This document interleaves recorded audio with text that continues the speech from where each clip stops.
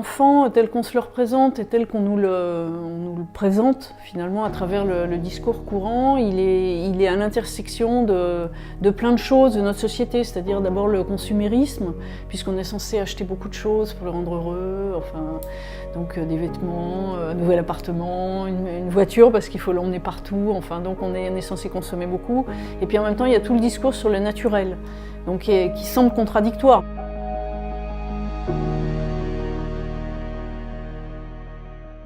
Oui, ça fait partie des choses qu'on dit aux gens qui ne veulent pas avoir d'enfants, c'est qu'ils sont des égoïstes parce qu'ils refusent de s'occuper des autres.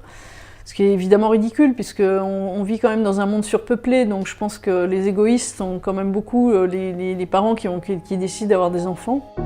Puisqu'au fond, personne n'a besoin de nouveaux enfants. On se dirige vers 10 milliards d'habitants sur Terre, je pense qu'il faut aussi...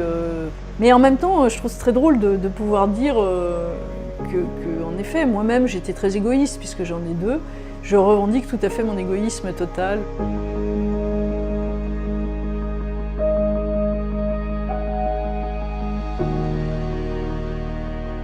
Parece que es egoísta en este mundo no seguir reproduciendo las generaciones, cuando además hay una superpoblación mundial, ¿no? Que igual lo egoísta sería precisamente tener una maternidad biológica, si nos ponemos así, ¿no? Y igual lo generoso sería, bueno, pues tener una maternidad, pero adoptiva.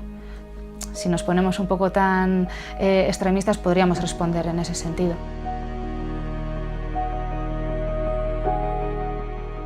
Jo crec que una dona que tria de forma voluntària no tindre fills, jo crec que no a soles no és egoista, sinó que és sumament responsable. El que ens sembla egoista és la postura d'una dona que es veu forçada per la pressió social o perquè pensa que el seu estatus en la societat serà millor o serà més respectada si té fills, fins i tot pensant que la seva gana o la seva voluntat de tindre fills no és verdaderament autèntica o a lo millor sense estar segura de si podrà cuidar-los i atendre-los de la millor manera possible. Això sí que crec que és irresponsable i podríem dir que egoista, però no en absolut la persona que voluntàriament tria no tindre fills.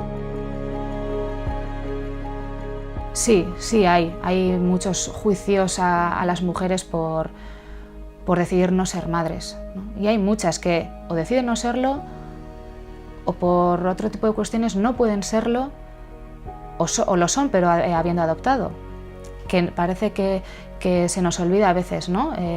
Otras opciones más allá de la maternidad biológica.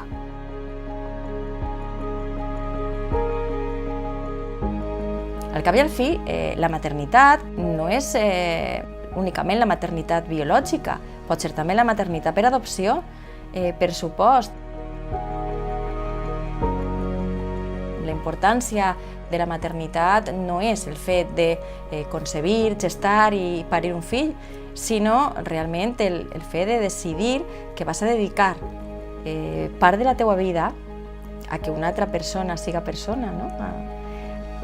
I per tant jo crec que el fet d'adoptar a un xiquet o a una xiqueta és el millor o el més alt acte d'altruisme que podem considerar en relació amb la maternitat.